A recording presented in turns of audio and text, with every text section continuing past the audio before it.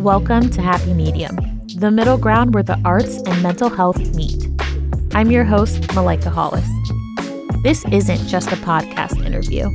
It's a front row seat to the creative process. You won't just hear about the art, you'll see it. In each episode, we meet local artists from the Tampa Bay community and discuss how they found their art and the powerful connection between creativity and the mind. Join me as we uncover the stories behind the artists in our own backyard on Happy Medium. Glass blowing is a craft where artists create pieces by blowing air into hot, molten glass through a long tube. It's a skillful dance between heat and creativity, shaping glass into everything from simple vases to intricate sculptures. Today, you'll meet two talented glass blowers from Synergy Hot Glass, owner Nick Beaman and Jack Alden. It's time to find out what makes glass blowing so mesmerizing.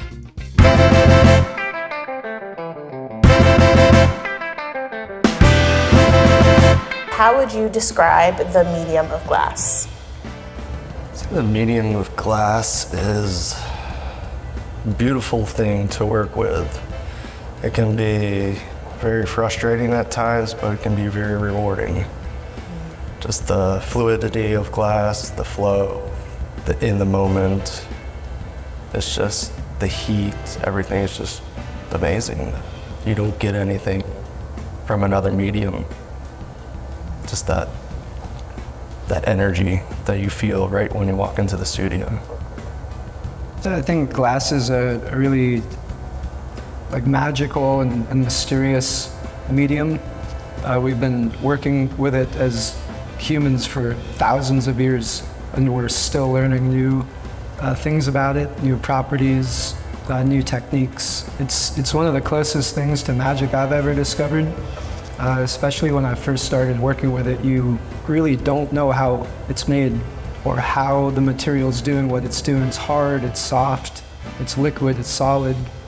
It can burn you, it can cut you, but it can also, as Nick mentioned, be one of the most rewarding materials to work with because of how moving it constantly is, keeps you on your toes. It seems like Nick and Jack were just meant for glass. Nick was studying ceramics his junior year and saw an exhibit on glass blowing and was captivated. His years in ceramics melting away once he started working with the medium of glass. Jack spent his younger years going on family vacations to Colonial Williamsburg, where his family tells him that they couldn't get him away from the glass blowing. He found glass again in college and hasn't turned back. Sounds like you guys just had to be working with glass, kind of found you. It's one of those things where they kind of say you get bit by the bug, and it's hard to explain it. Yeah, but it's once you get it, it's hard to get rid of it. Can you walk us through the creative process from concept to finished piece? How do you actually make something out of glass? It's really kind of a loaded question. It really depends what you're making. For studio production lines and pieces that we've trained making hundreds of times, it really just starts with getting all the equipment lit up, getting the studio ready to working, and you kind of already know what you're gonna make. Unlike, painting or another medium where you can kind of just take a blank canvas and say, let me see what inspires me. You have hundreds of dollars of overheads. You're burning these resources, and so you really have to go into it with an idea of what you're going to make. What I work with, it's all prep work before you even start the piece. So you may have 5 hours of just prep work. Mm-hmm. Pulling your color, making a design like a mosaic pattern. So you pull color, shape it, stretch that out, cool it down, cut it on a saw, lay it out, and then you're making your piece after that. So that's already 2 days of work before I even start the main piece. Honestly, one of my favorite ways of creating is not knowing where I'm going and just letting the glass lead me somewhere. But it's not really what you want to do all the time. that's kind of a good way to design and to prototype. But to actually make your gallery quality work, you really need to go in with a clear idea and pretty much every step from start to finish how you're going to create this. Glassblowing is an expensive venture. The overhead includes electricity, blowpipes, hand tools, cutting tools, and more.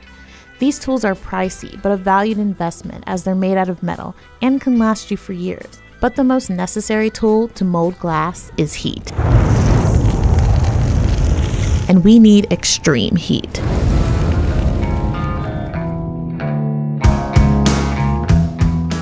With glass, we have, a furnace full of 2100 degree molten glass that has to stay hot and around the whole time we're working.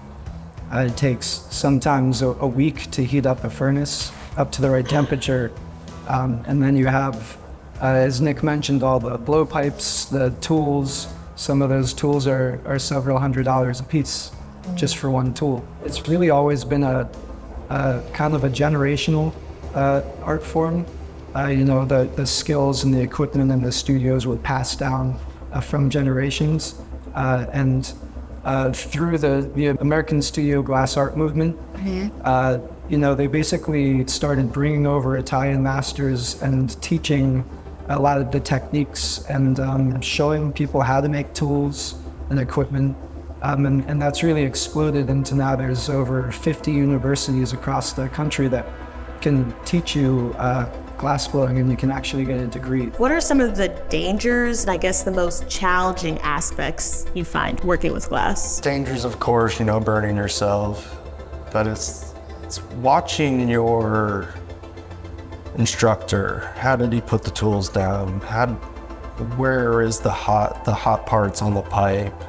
And you can see that in the metal of the change of the color. Like at college, I even showed people like, hey, you're gonna burn yourself, turn your tool that way.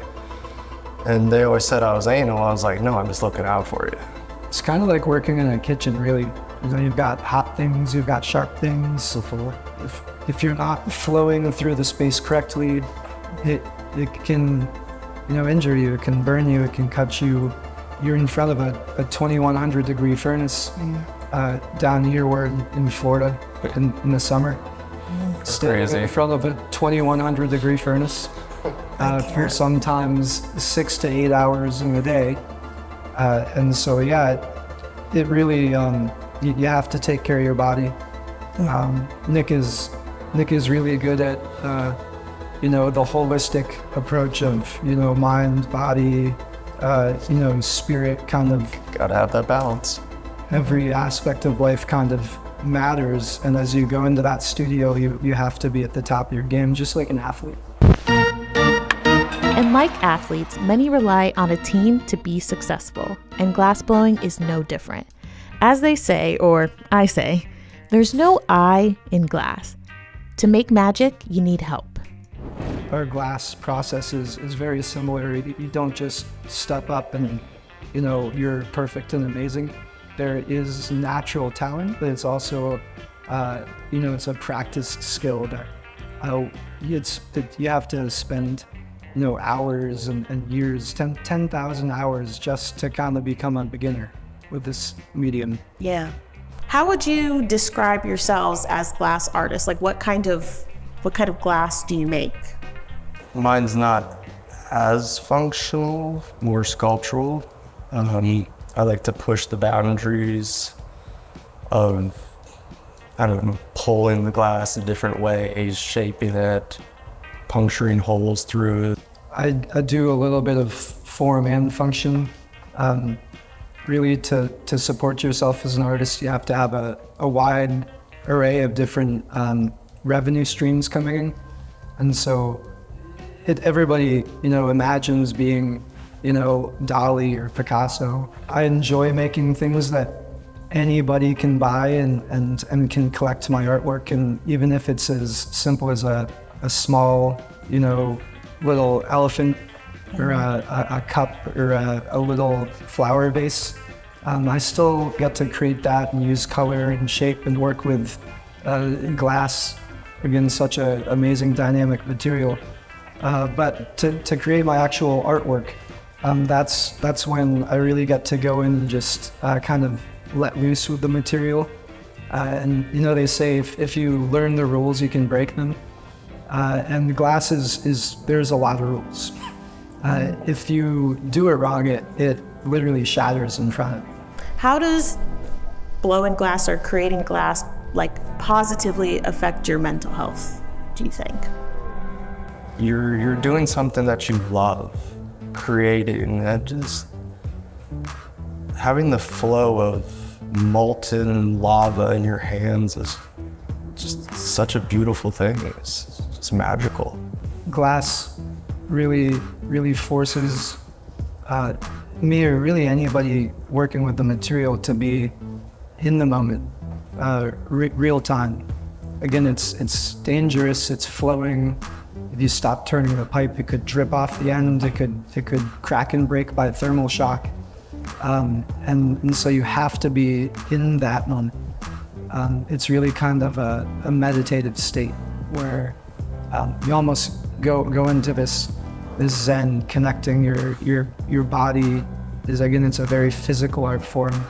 Your mind creating the ideas and the thoughts, and then your spirit, just really breathing life. And as Nick mentioned, bringing a heartbeat into that work. When you're working with the glass hot, it's flowing and moving. It really allows you to just have a dialogue and let everything else out of your head. We hope now you too are mesmerized and want to try your hand at glass blowing. Get into a class and get the glass bug. If you enjoyed learning about glass blowing, we have more of that coming your way soon. Get ready for an in-depth look at pieces made in the shop at Synergy Hot Glass. And lastly, thank you to Imagine Museum for hosting this interview.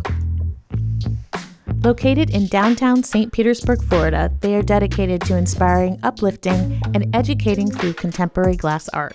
With a diverse collection from the 1960s to today, Imagine Museum stands as a leading advocate of the arts on Florida's Gulf Coast. If you made it to the end, thanks for listening. And if you didn't, better hurry up and finish up. Just kidding. Want to know what's next with these artists? Links and ats are in the show notes or on artsaccessflorida.org/happy-medium, so you can follow their journey.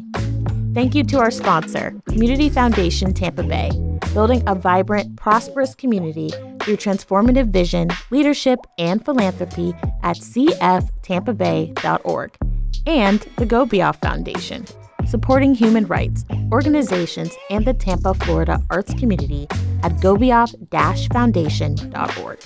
And last but not least, thank you to the Happy Medium team at Arts Access Florida and the Florida Department of State, Division of Arts and Culture, for making this podcast possible. Copyright WUSF.